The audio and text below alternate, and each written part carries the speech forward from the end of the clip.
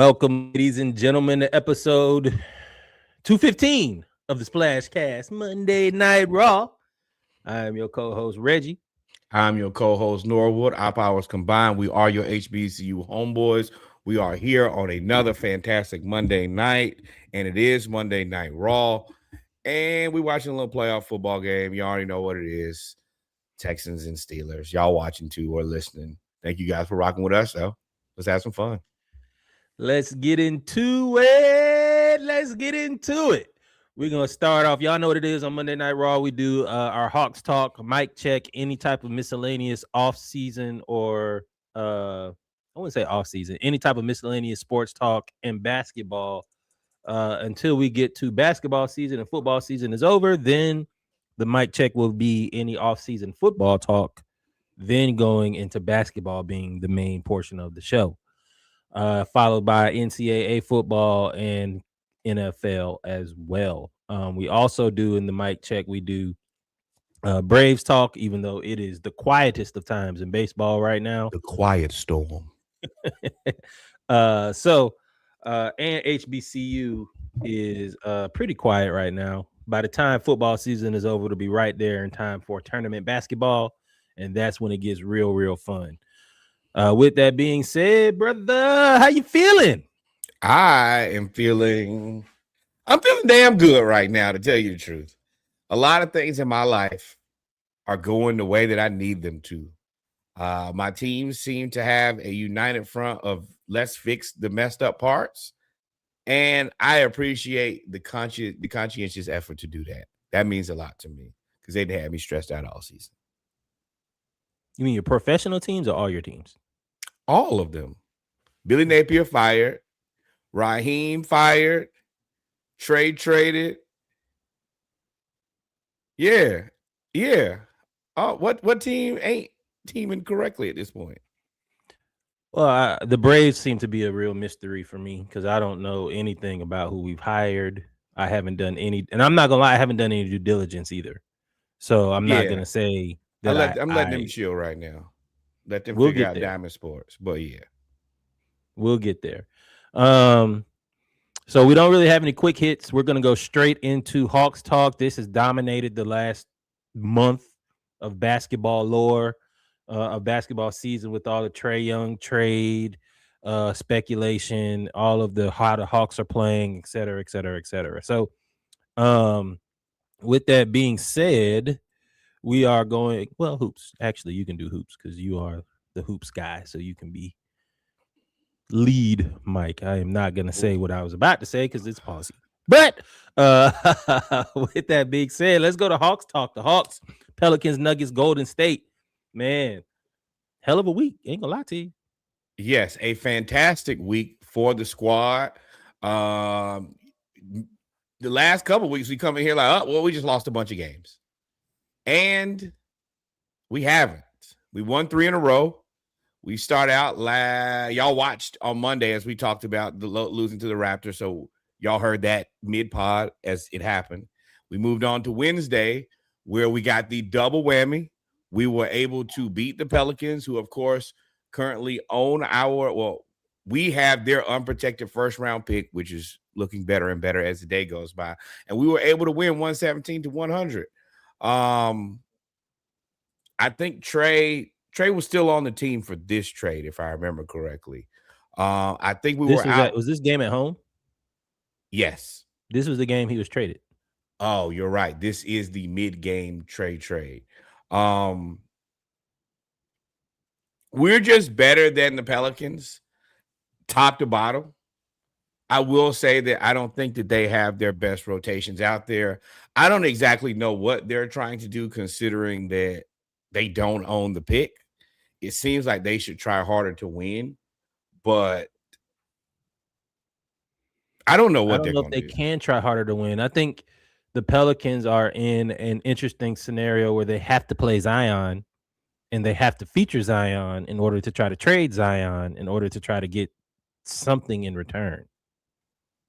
Zion can, and I know people forget this, he can be cut for nothing.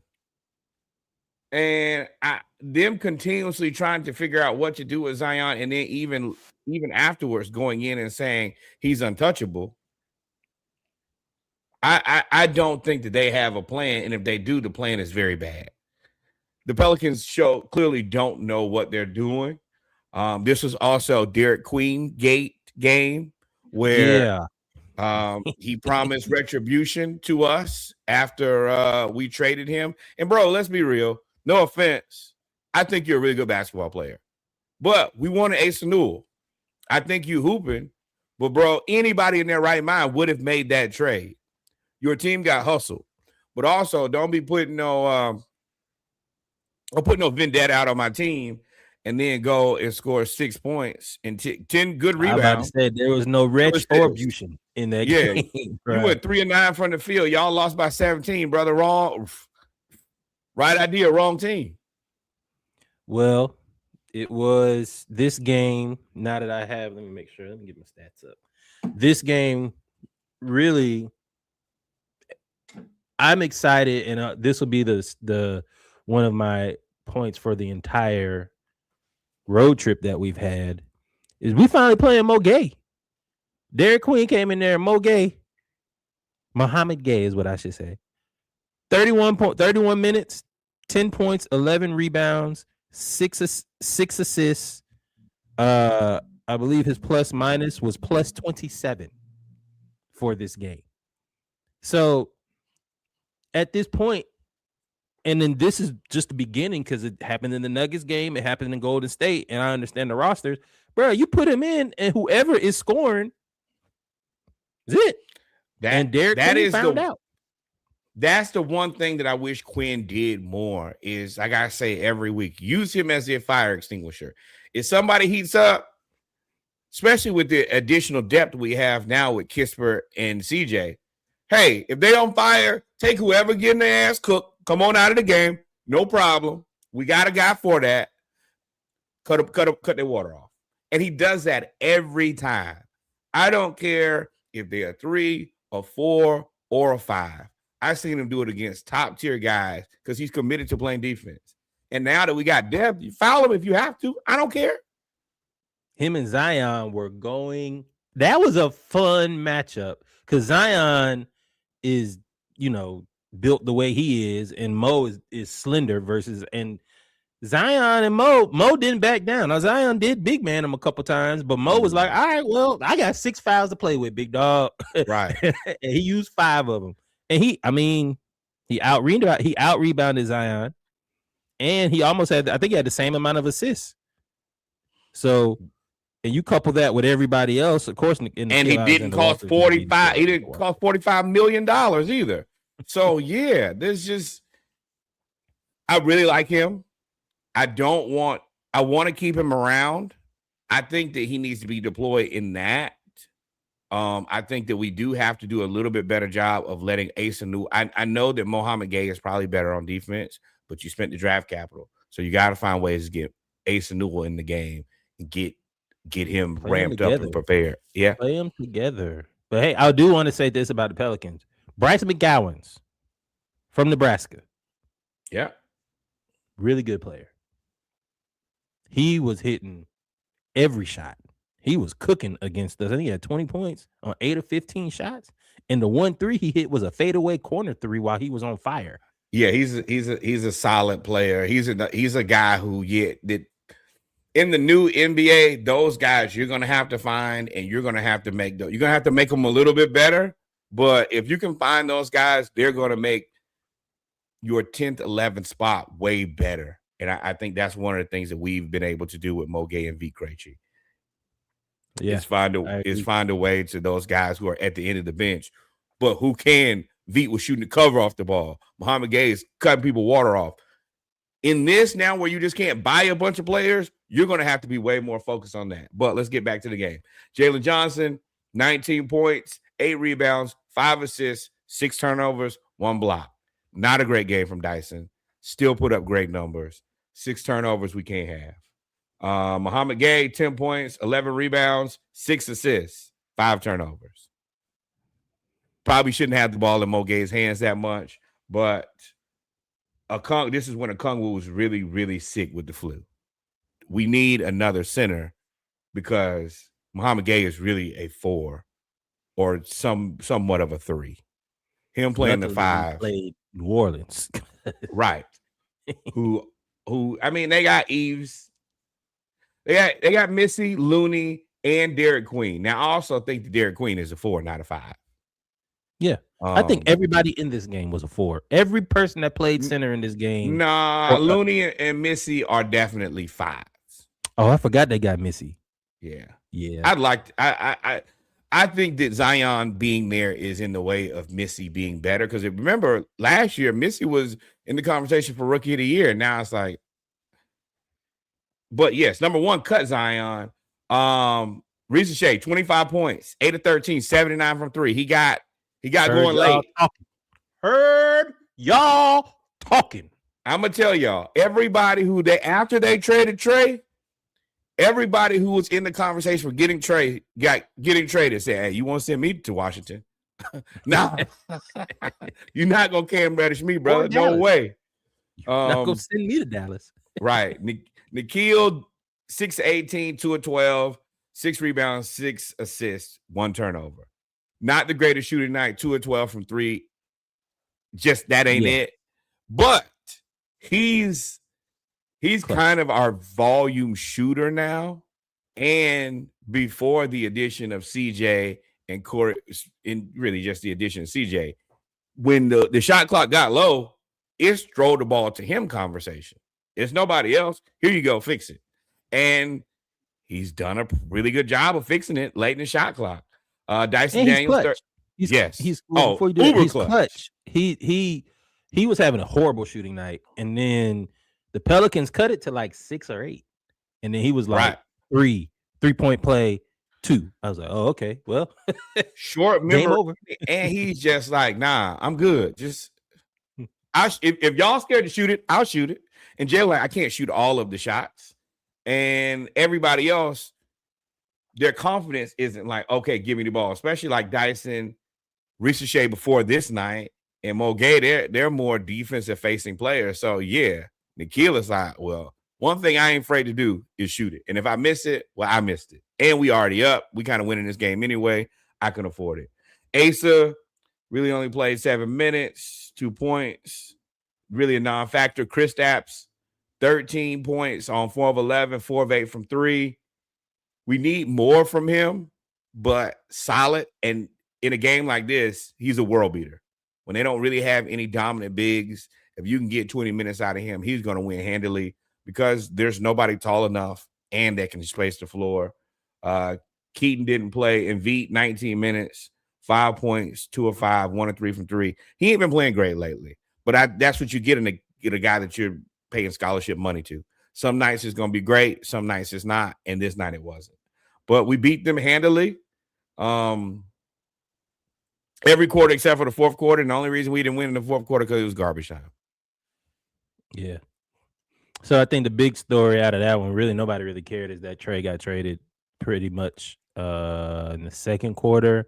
He stayed for the rest of the game until the game was pretty much put away, dapped everybody up, and left, packed a bag, and flew to Washington and was there the next day.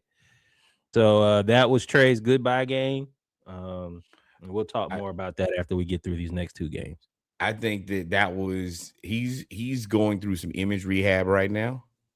I think it's wise. But yeah, just the way that he left the game, that was good. I think for the way that we were able to part ways on both sides. It wasn't a knockdown drag out. It doesn't look like what it's probably going to look like in Memphis. It was just a mutual dissolution. Right. So let's wait till we get to the feelings a week later. Talk about the Nuggets and the Warriors. Okay. You know how you have it? Yeah. Next up, we beat. Now, this is a Nuggets team without Joker, but they did have Aaron Gordon. They did have Jamal Murray, who is playing his ass off. Christian Braun is back. No, Jamal Murray didn't play. And Peyton Watson has shown up and is now a 20-point a game guy. I don't know. I always thought he was good. I didn't think he was that good, but he gave us 25 points, 9 of 19, 11 rebounds, 4 assists. He did have 5 turnovers. But this was another extremely balanced game from us. Okongwu, 15 points, 5 rebounds, 5 assists, 2 steals, 1 block. His ability to pass in the short roll is something that we haven't had, to my recollection. Like, it is night and day between what, as much as I appreciate what Clint gave us, and still wouldn't mind if we could bring Clint back now as like a third center, but what Okongwu does in the ability to pass, especially with him and Jalen.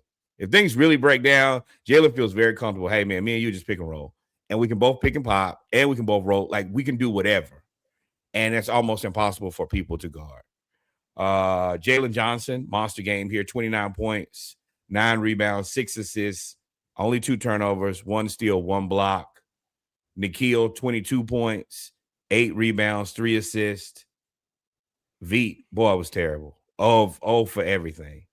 Dyson, 17, 11, and 10, 4 steals, and this was his first triple-double, which is hard to believe.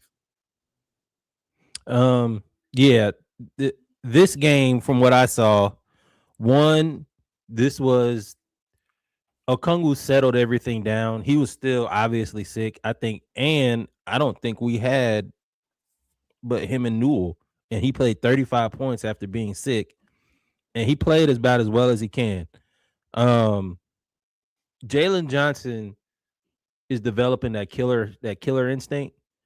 So in the game, it was never really super close, but when we started to like pull away, Jalen really got on a heater.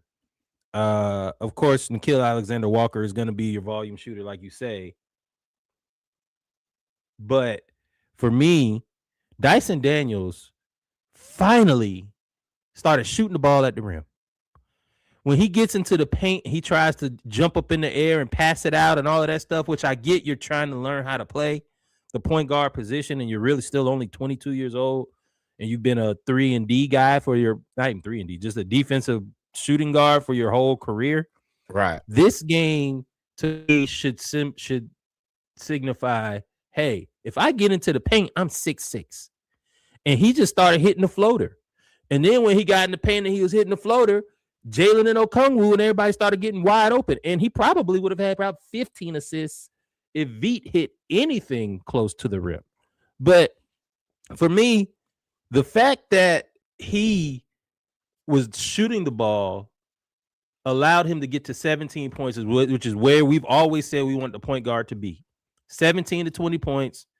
With Trae, was probably 20 to 22, but 15 to 20 points, 10 assists, however many rebounds you can get, it don't matter for me at that point. And he's actually doing that. And I was so excited for him to get that triple-double because I think it instills so much confidence in him to be able to score. Now, all of a sudden, his floater's hitting, right? His floater's going crazy, and that helped us against Golden State. So this game, there's no Joker. And, of course, you know, they look totally different without Joker. And, I mean, that's what happens when you lose the best player on the team. Then Jamal Murray doesn't play. But we did jump Aaron Gordon, and we took Aaron Gordon's heart. Took his heart right after about 15 minutes in the game. He was like, you know what? Tried to push more Guey. And I wish we had somebody who's a little bit meaner, but I do appreciate Dyson he's just a serial killer.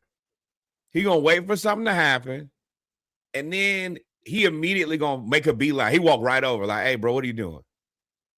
And he looked him in the face like, hey, man, we not doing that.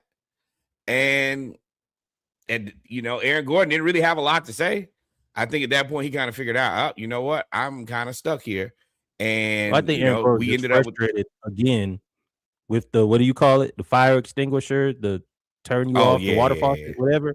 Mohamed Guey came in and he's the young kid that plays when you were playing basketball, he's a young kid that plays and he has all the energy.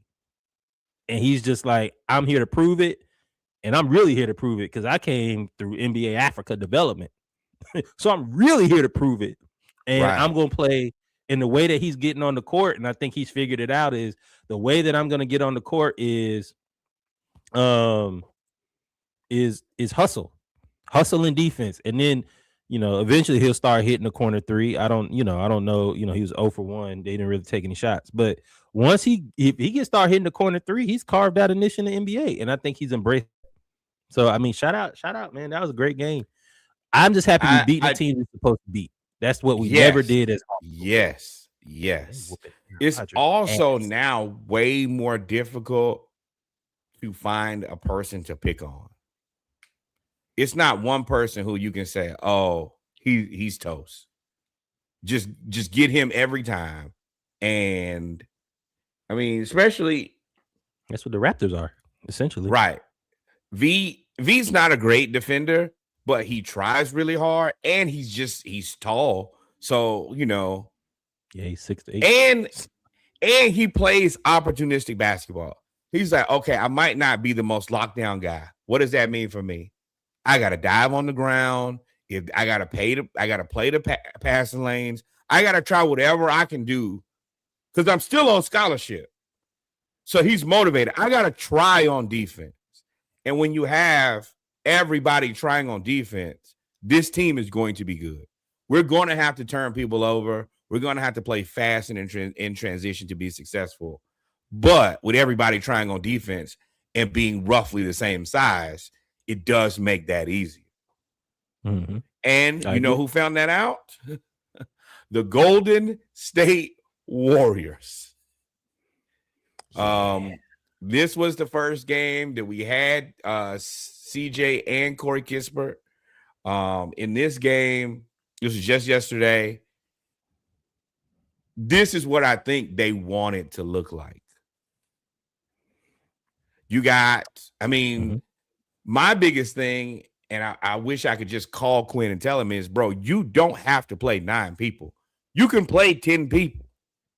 It is perfectly fine for you to play 10 guys. I know that's not what you want to do.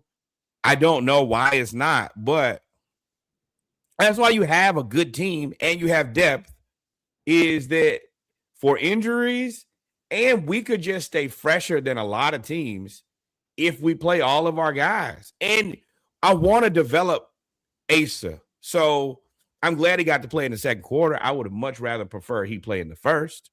But let me give y'all a little rundown of how everything broke out. What up, Sneak? We on Hawks Talk. You know what it is, man. Hawks Talk, college football, pro football. So you ain't missed much yet. Right. Okongwu, once again, 18 and 12 and 8. I'm going to say that for y'all, for the people in the back. 18 points, 12 rebounds, 8 assists. Hey, man, and 2 steals. Stop talking about trading him. He's on a $20 million contract. And when healthy, he is fantastic. Don't bring it up. Don't think about it. It's over.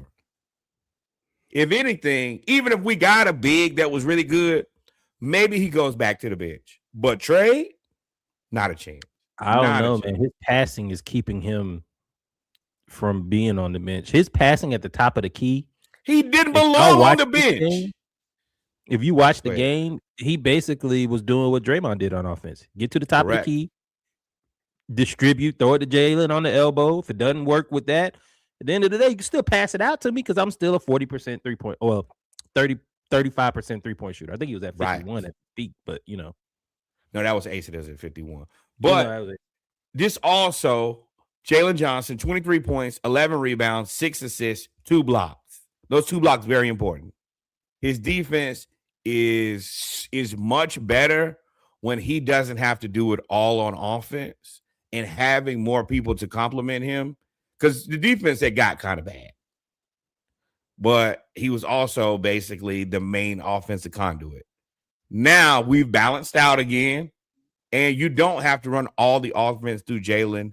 Nickeil Alexander-Walker, 24 points, 2 rebounds, 2 assists, 3 steals. V, another rough night. He only was in there for 20 minutes, 5 points, 5 rebounds. I appreciate the hustle. Even if that was always my thing.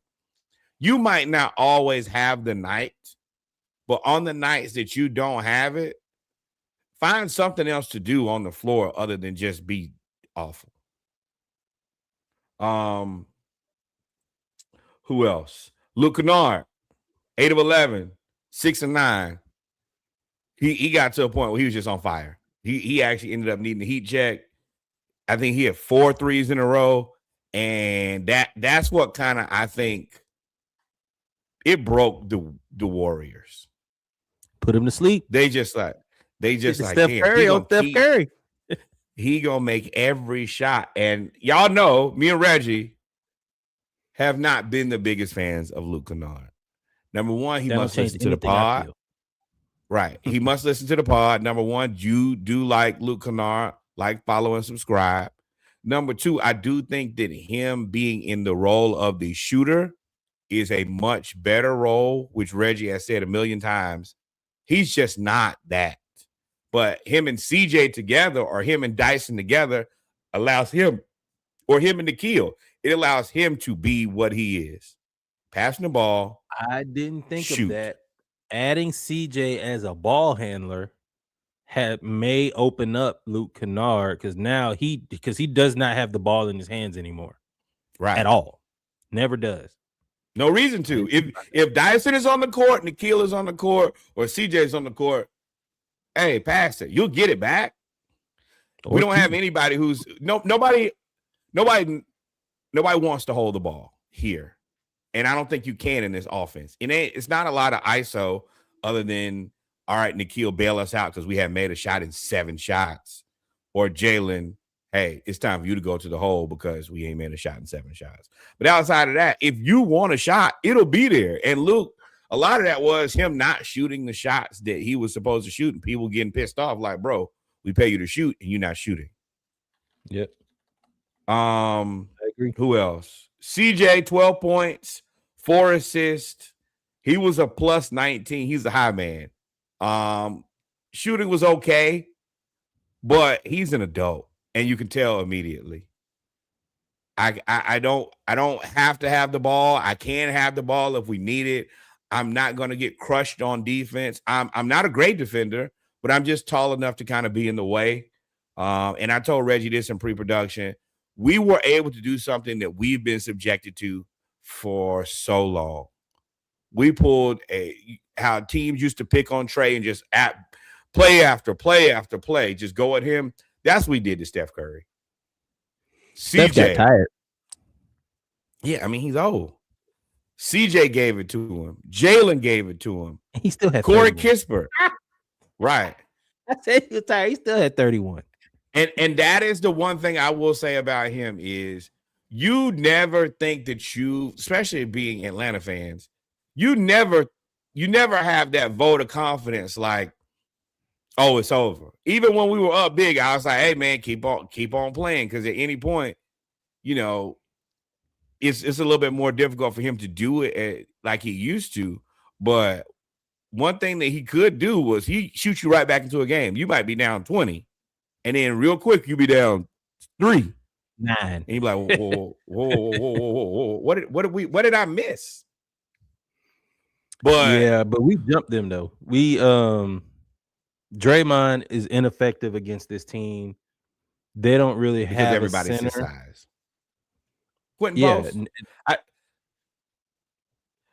I think that they should have. He hit a 3. He hit a couple. He hit 2 threes in the first half. But once they kind of figured it out, and we kind of ran them off the court. And I think we also did that for the Nuggets too.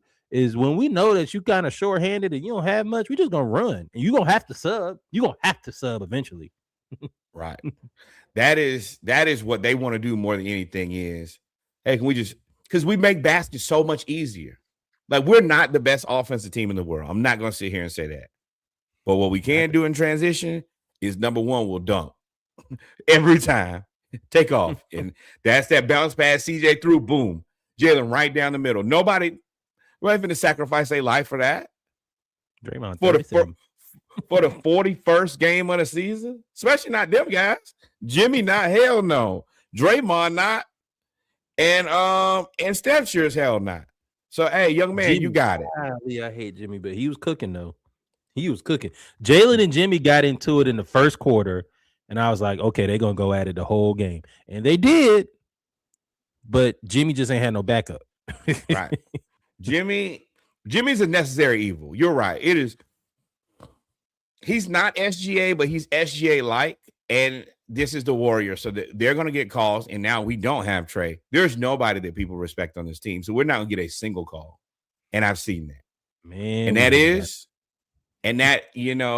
what it is. But I will tell you one thing that people didn't notice.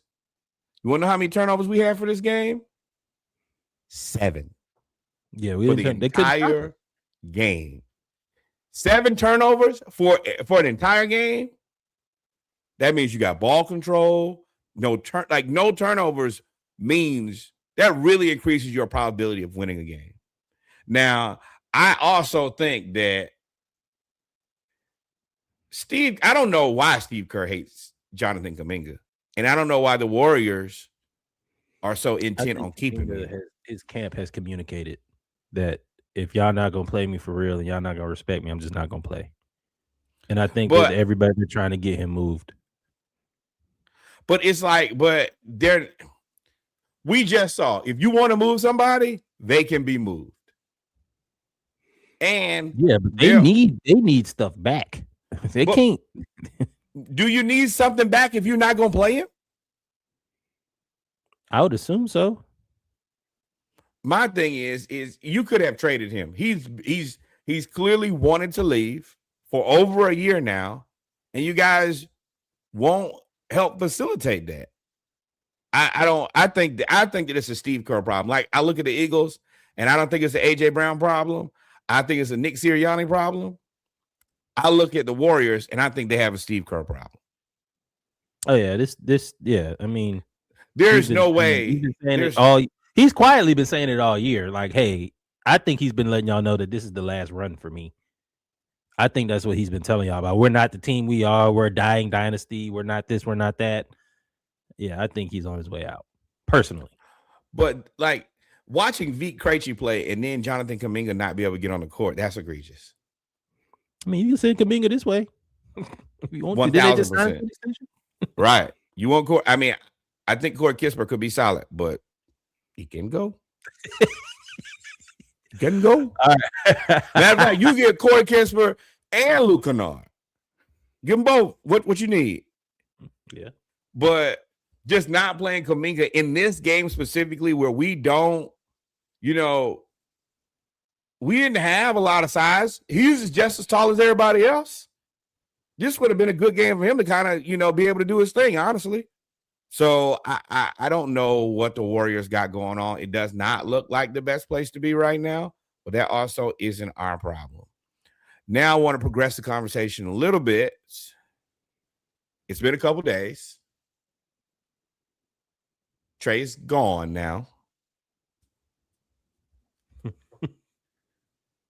How you feel? It was the best thing for everybody involved. I think Trae has basically hit a reset button and gone to a Washington team that is essentially the same format of the Atlanta team that he had in 2018 almost.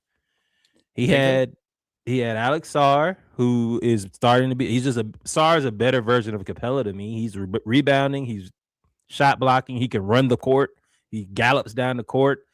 If Trae can get him to be a lob threat, along with his pick and pop ability, that's tough. We had shooting at the time when we had white chocolate, red velvet, Herter, who's shooting and can create shots. You got Trae Johnson, right? You have players. You had a playmaking 4, if I'm not mistaken.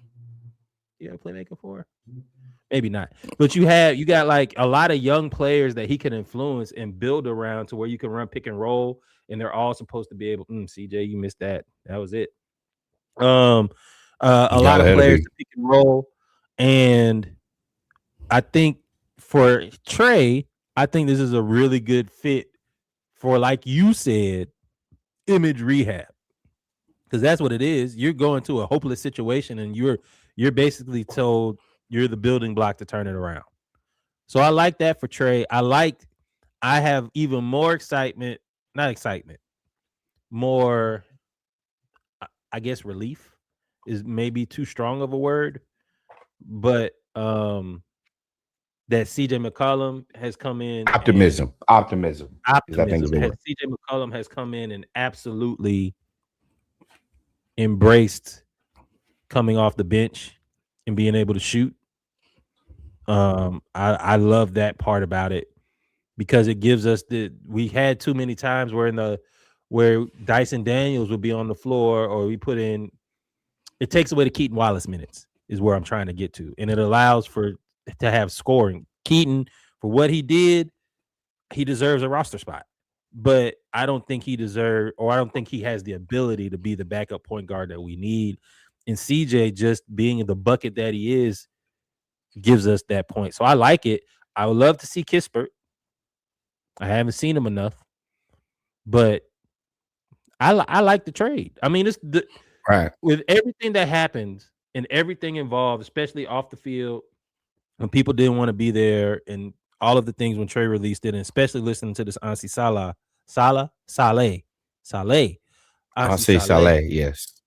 Ansi Saleh interview where he answered questions about the trade and how he needed a 3-and-D guy that's tough and closes out on threes because that kind of is our Achilles heel defensively. Everything that he did and has said has made sense. And I think that's really what I was more hesitant about, was that I didn't know what the philosophy was. Now that I Right. know what it is, everything makes sense now. Right. Yeah. So I guess I'm gonna start with the parting with Trae first. I will say once again, I think that his team, there were enough things said about Trae in the past, but it didn't matter as long as he was the high man on the team. As long as he was going out putting up the stats, then I can be liked or disliked, and I don't have to spend a bunch of time being concerned with what people think of me. But I think now, especially looking at what the trade value was, that's a reality check. I think that he probably thinks that he should have been traded for a lot more. I think he thinks his value is a lot more. I honestly kind of believe that, but I definitely believe that. But I mean, we will see. I'm not exactly sure because number one, remember a couple years ago, he said, I'm not trying to rebuild. I'm trying to win a championship. And now his tune has changed to this city can revive me and I can revive this city. Going to the Wizards and saying you want to go to the Wizards, that was somebody telling him, brother, you don't have any other options. The best thing you can do is get on the front end of this thing and put a smile on your face and say, I want to go to Washington. Because teams not needing a bunch of, like most teams don't need a point guard. And on top of that, a lot of teams don't want to pay $45 million to a little point guard who can get picked on defense and then have to pay him $50 million in a player option that everybody assumes he's going to pick up next year because of the second apron. In the old CBA, you could probably say, all right, well, I'll just pay everybody. And I think the Rockets would have done that in the old CBA. Oh, Trae's available. That's the one piece that we need. We have everything else. Then I'll do it. But now with the second apron and trying to manage the contract, I can't do that anymore. That's just too rich for my blood. So Washington being the only team that could genuinely afford it is where he ended up. Now, the thing is, he's back to entertainment. You know, most of the people that talked about Washington basically say that people weren't going to the games. People were very disinterested. So for them, it's like, oh, well, we can get people to come watch the games. But yeah, you're right. From a functionality standpoint, it didn't fit. Pause right. necessary. But my thing is, and now I don't know what his expectation is with Washington, but it's like, is there ever an expectation to win? And the question is it possible to win with Trae Young? Now, the good thing is, it's no longer my problem to figure out. Best of luck. I'll be watching because I know that when him and Alexander Sarr play, it's going to be entertaining. He got a rim runner that should be very good to watch. And one thing about him is he's going to be motivated to prove people wrong. That's one thing he has. He's going to give us 50. There's no shortage of motivation. That's one thing I did like about him was he believed in himself. And if you got to pay what you owe. Yeah. Now moving on to CJ and Corey Kispert. Like you said, listen to Ansi Salah. These are the guys that he wants. First thing he said was CJ's leadership and his ability to score. It's built in the room. Exactly. So you got him. I'm gonna tell y'all, I think that CJ is going to be here unless he chooses to leave. I think Ansi picked him. About the extension. A $20 million 1-year extension just to see. I think 2 years, 30 million, maybe 40 million. Which would be like $15-20 million a year for clarity's sake, not $40 million a year, Lord. But I think that this is a good place for CJ to be at this point in his career. I think that he looks at this team and say, I don't have to do a lot of work and shit. I've been with the Wizards. I don't know if a lot of people saw the joy in his face. You could tell he was happy. Oh, we winning. I'm going to go play and win games again. They on a 3-game winning streak. So I think that was good. I really like the Corey Kispert pick. He looks older than he is. He only been in the league 4 years. He just looked like he'd been in the league. He was like that. Didn't he come from Gonzaga? Yeah, he was up there with the dancing bear and what's the other tall Gonzaga-like player?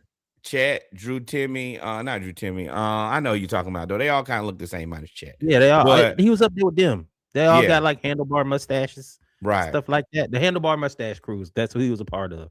But I think that he's going to be an active player. He looked kind of brawling. He looked kind of strong, and I think that we can afford that. They say he's one of the best cutters in the league, which is great when you have passing bigs. That means we're gonna get shots at the rim, and his ability to just close out on the three. He said that 3 times. I'm talking about Kispert. Right, close out on the 3. If y'all, I want to set the expectation for y'all. Do not expect this. Like, Ansi Salah is very clearly a methodical, patient person. He started with the Spurs. He went to the Warriors. They're not going to be sweeping moves unless you can get Kevin Durant. I want to prepare y'all for that. He said very loudly, we do the majority of our work in the draft. What that also meant is, don't call me about that Pelicans pick. I'm not talking to you. Essentially, he basically told y'all, like, look, don't waste my time. Spurs, I've never traded a first-round pick while I was with the He said we ever. I think, yeah. So don't think that. I think that to me also quells the Anthony Davis conversation. That's where I was going next. Yeah, that for sure does not go into what I've seen from Ansi Salah so far. Is the quick swing to try to push us into immediate contention. I think that's the reason I kept telling Reggie. I was like, man, I don't think he really would do that. I think that Dallas is doing what they can to try to get him out there. Pressure, media pressure. Exactly. Is Atlanta's interested? Not if y'all really know what Atlanta's about. They're not interested in that. That is the furthest thing from their mind is Anthony Davis and his 13 groin injuries. And he said multiple times, he mentioned 3 players that were all rumored to be in that trade. Now that we understand or we assume that Clutch Sports was kind of negotiating via the media, there was a mention of Asa, a mention of Z, and loose mention of OO and Mo. A combination. I like all my players. Salah said, look, I like OO. I like to see what he's doing. He's doing everything for it. He's great. Zachary Ricochet, we love him. Ace is playing well, and we want to see what Mo and Asa can do, which is something else that I like about Ansi. Hey, Quinn, you not Nate. You're gonna play these young fellas. We're not Right. sending them to the G League. They good enough to be here. You gonna play them. We gonna see what we got before we make a decision. And Right. the fact that he came from Golden State and San Antonio, I told you in pre-productions, the fact that he came from San Antonio surprised me. I thought he came straight from Golden State. I was like, oh well, everything makes sense now. I'm not going after 80. I'm not making any rash moves. He even said, look, we want to win this year, but we're not about to mortgage our future to win this year. No, everything is. I got that Pelicans draft pick because I was able to rob Joe Dumars. What? Yeah. But this is the thing that I also want people to understand is the thing that I think that this season that we have to prove, and I think that we should do it relatively easy, is we could be as good as the expectation was with Trae Young without Trae Young. We're going to be, I think that we could be at least 500 or better than 500. We ain't been that since COVID. And y'all remember when COVID was. So if we could just get to that bar, right? If we could just get to that bar, then what do we need to pay him $50 million next year for? If I could do that with Corey Kispert and CJ McCollum. I do think there's some gamesmanship. I don't think he said he loves everything KP's doing despite his availability. And I think that was some bullshit. I think he likes KP for being tall, but I don't. I think he I think that KP. I think the KP shows there is an opportunity. Like if we could find that guy and another guy, and they play all the time. Now, I mean, that's the other part. That's the reason he's the unicorn is that those people don't exist. But I think that if you can kind of combine what you get in the draft pick and maybe with them, like we're kind of set right now. KP can expire.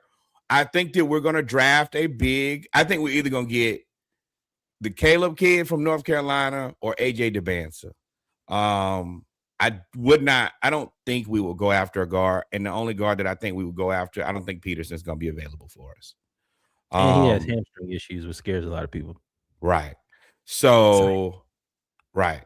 So I think that we're going to go big. And I think that if we can find another big, they're probably not going to shoot as good as KP, but as long as you can provide some rim protection and then we still have Asa and kind of bring those guys along, especially if Asa can gain, which he will gain some weight and he'll get better on defense, then, yeah, I can pay CJ $20 million. That still leaves me with $30 million.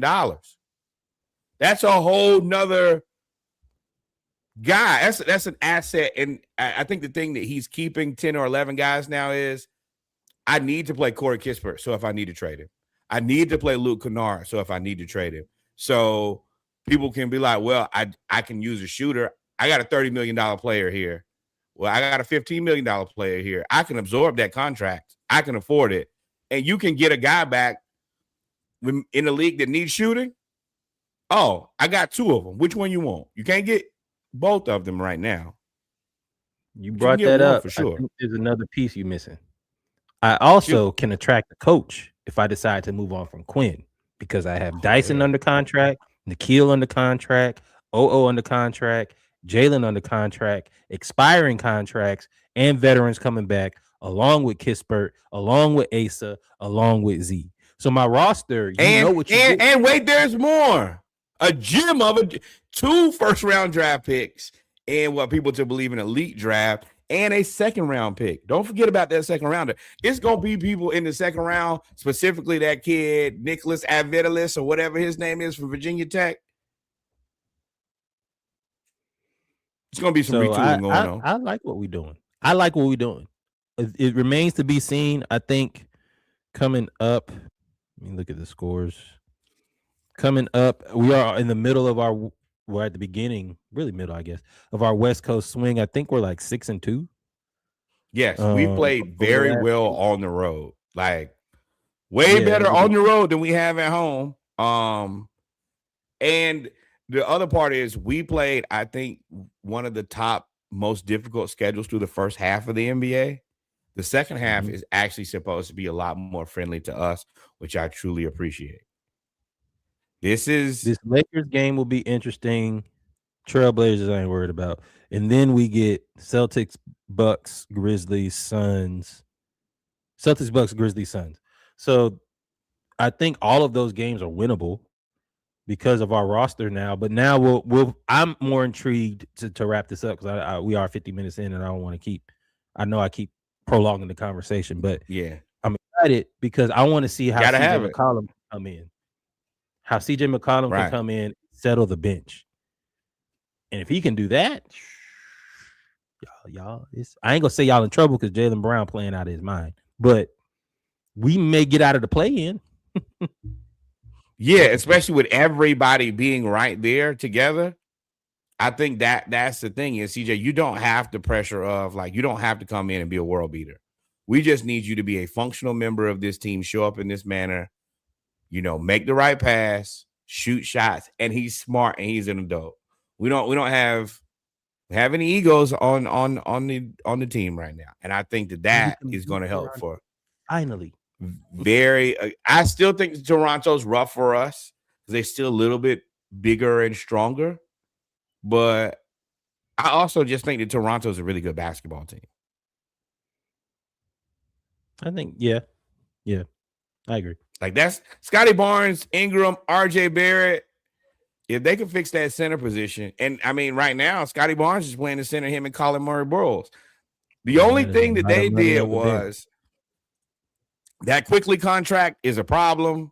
I said I would stay a million miles away from it. Thank you, Hawks, for saying no to that.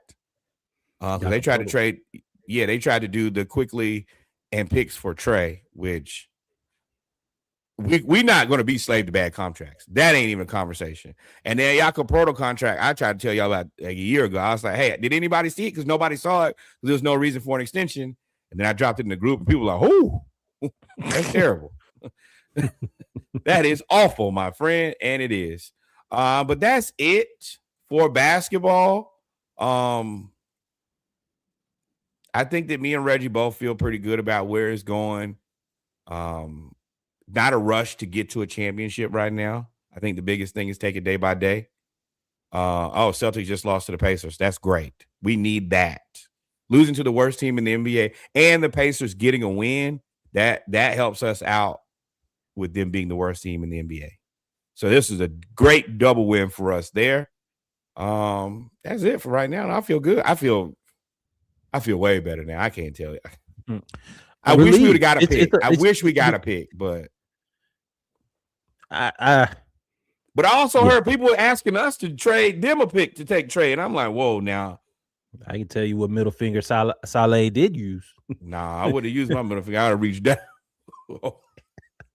Well, with that being said, y'all, we done with the mic check. We're going to take a quick break. Then we coming back with football. Y'all know what it is. I got a lot to talk about. We got the semifinals for college football. Then we got Falcons talk where I got to set some records straight. There was a lot of talk in the Splash Gas versus the World group. If you want to join, you cannot. We would love to have some Steelers, some Saints fans, some people that are not wimps. Don't get sensitive because y'all, there's a lot of violence today. But we're going to have a conversation. They let Reggie go crazy. They let Reggie go full train today. Now, when I do that, like I said in the group, they phone's going to blow up because they're going to be trying to type back so fast. When I cut ass, they let Reggie big dog walk through the chat today and talk shit about everybody's team. I was cool. I was quiet. I've been quiet. I ain't said nothing. I was like, yo. And what it is you rile them up, but we have the same teams outside of Florida in Georgia. So when they talk about our teams, I'm like, bro, that's not right. But so this is the thing, though. To me, it's sarcasm because they mad at you. All right, well, now I say, hey, now, and I give you a chance to say, hey, now. Now I do go scorched earth. It's like it's definitely I cuss everybody out. I don't care. At that point, everybody can get it. But this is the thing. I don't talk crazy about. I'm gonna take that bullet out the gun real quick. I don't talk crazy about any of my teams because all of my team. Number one, I just not that person anymore, and I don't have a team that I could even say, "Oh, my team is so much better than everybody's," except for Florida basketball last year. What I kicked my team's ass more than anybody else. But my teams deserve to have their ass kicked. I don't care. I don't care if my team is 0-1,000. I'm going to touch a lot of feelings. I'm going to cuss everybody out. It don't matter to me. And I told him I'm going to take the bullets out your gun. 28-3. Cool. What else you got? Right. Well, that was at the Super Bowl, though. You hate from outside the club. But we'll be back. Y'all be back. We'll be back. We're going to take a break. Wait. Hold on. I am going to have a brew. I don't have brews, but I was coming back with booze. Oh, no, I'm not. I got to get up in the morning. But shout out to Kev, the Land Sharks. Damn. Good Land Shark. Came through with the clutch. Visitor drop you Land Sharks. And LA, man. We had a fun little time. We'll be right back. Y'all stay tuned. Episode 215 on Splashcast. Like, follow, subscribe. And hey, send this link out in all your DMs right now. Send everybody to come join and watch us right now. We'll be back. He finna put on a show, Lord.